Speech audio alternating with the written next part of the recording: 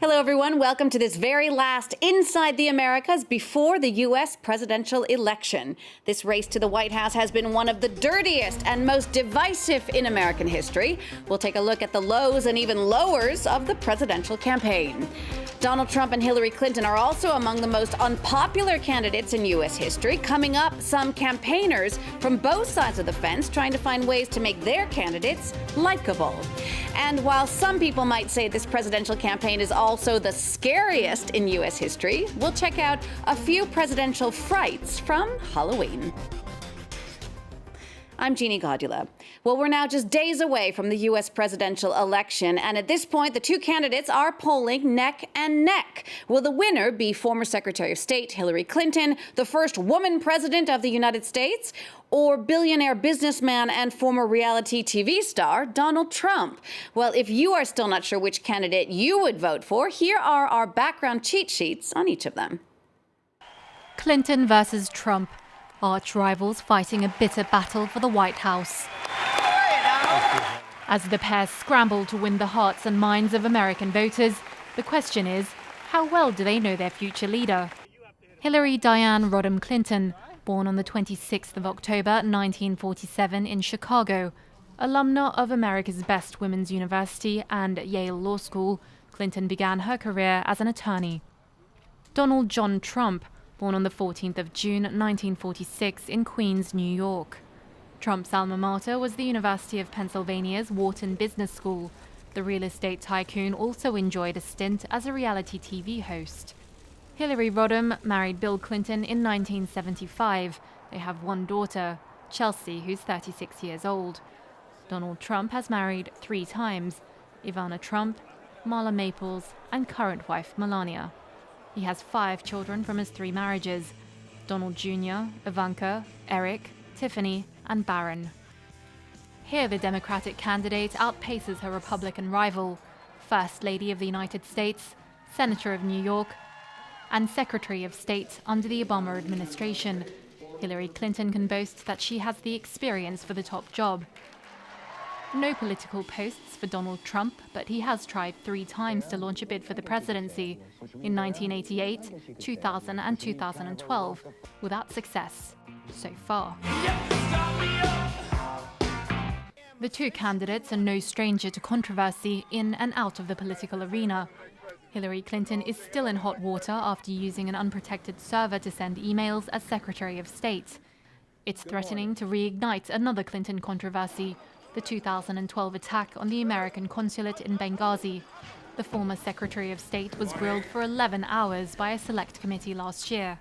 Fact is, we had 4 dead Americans. Was it because of a protest? Meanwhile, Donald Trump is weathering a storm of sexual assault allegations after the Washington Post released this video of him on October the 7th. Grab him by the I could do anything. He's also been accused of raping a 13-year-old girl in 1994 and could be forced to testify in December. But to his credit, Donald Trump can still lay claim to a star on the Hollywood Walk of Fame. Thank you very much. And Hillary Clinton will always have her 1997 Grammy Award for Best Spoken Word Album. Go steady, go steady, go steady, steady, go steady, go steady. Well, this year's presidential campaign has been filled with highs and lows of all sorts, and here to talk us through them is France 24's Douglas Herbert. Hi, Doug. Hello there, Gina. Doug, negative attacks have been so prevalent in this campaign in particular. In fact, they've almost set a new standard, some people have said, for vulgarity, for crude comments. Can we put this all on Donald Trump? 99.9% of it on Donald Trump. You know, there's a political satirist in the U.S. His name is Andy Borowitz, and he actually wrote a recent headline saying that scientists have determined that the bar cannot be lowered any further in this election. Scientific proof. And, you know, you say it tongue-in-cheek, you chuckle, but it's sort of true. Donald Trump literally came bounding in this campaign, calling undocumented Mexican migrants rapists, drug dealers, criminals, all of that. He went on his misogynistic remarks about women, calling them, you know, fat, ugly, pigs, digging into one of his rivals, Republican rivals, way back in the primary season. Would you vote for someone with a face like that? All of his digs encouraging violence at his rallies, suggesting that a Black Lives Matter activist who was kicked and punched at one of his rallies, perhaps they should have roughed him up.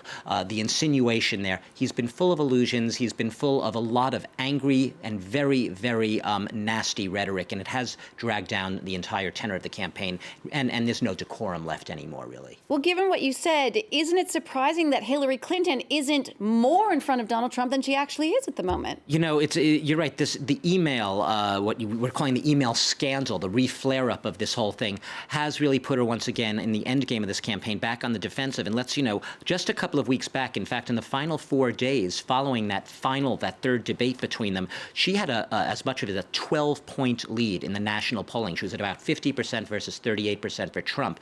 That subsequently narrowed to as little as 2 points. And we've all been talking about this latest final sort of poll, ABC, Washington Post, showing Trump actually with a 1-point lead. We have to put that in context. Most pollsters talk about a national average.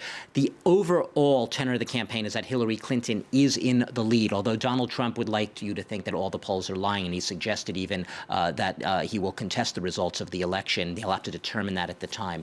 But it has been really touch and go, and you do have Hillary Clinton on the defensive, trying to make up right now for what she thought was already conquered territory. Doug, I know you don't have a crystal ball. None of us have any idea what's going to happen on November 8th. But what we do have is early voting. Millions of people have already cast their votes. Is there anything we can read into that so far? It's fascinating, the early voting phenomenon, because, back in 2000, only about 16% of all Americans voted early, and that's really been steadily rising by leaps and bounds in recent years. In this election, it's estimated as many as 40% will have voted early. We already have tens of millions of people who've turned out and cast their vote. One reason people say that perhaps this email revelation late in the game isn't going to perhaps change the equation drastically, because people have either already voted, a lot of people, or they've already made up their minds. At this late stage, it's not one event, the so-called black swan event, that's going to really change the nature of the race. Hillary Clinton perhaps sees a little catching up to do in turning out the black vote. She's really been depending on this black vote, black turnout. In key battleground states such as North Carolina, Ohio, especially Florida, there have been signs that black turnout is not really at the levels that it was perhaps 4 years ago in 2012. She has a very hard act to follow, obviously. Barack Obama, the first black president, he got 95% of the black vote in 2008, 93% in 2012. No one's going to live up to that, but she does need to turn out the minorities. Perhaps the Hispanic vote, where she's presumably doing pretty well at this point, will offset any drop perhaps in black Americans either not turning out or not voting for her. All right, Doug Herbert, thank you so much. And you will be covering election night for us live from Washington, D.C., one of the many correspondents we'll have throughout the states covering election night for you next Tuesday, November 8th. And while we still may not know the name of the next U.S. president, one thing is sure, both Hillary Clinton and Donald Trump are among the most unpopular candidates the U.S. has ever seen. Well, that's made things particularly difficult for their campaigners. Case in point now from the swing state of Pennsylvania with France 24's Philip Crowther. We are in the final lap of a long race for the White House. Now the campaigns are putting all of their effort into states that could go either Republican or Democrat. I think people know with all the media out there that there's a lot at stake here, so. These volunteers for Hillary Clinton will be going door to door for the next few days. You can have one of these, though. But enthusiasm is lacking, despite reaching out to households that have voted for Democrats in the past. The chance of electing the first female president in the history of the country does not seem to gain ground. Clinton's past political choices are weighing her down in some places. Easy a minute of your time. Hillary's record of, voting for NAFTA, voting for all these trade deals, that hurts the working class. I mean, we're a part of the Rust Belt. The Rust Belt in the 50s, where people could just go out of high school and they can work at a factory. Frank Luntz is one man who knows what's wrong. He's one of America's best-known pollsters. Through panels and real-time polls during presidential debates, he's come up with a sobering conclusion. My time as Secretary of State to level with the American people. So for the first time in modern politics, you actually have 1 out of every 3 voters who dislikes both candidates, and 1 out of every 4 voters will actually vote for someone that they don't like.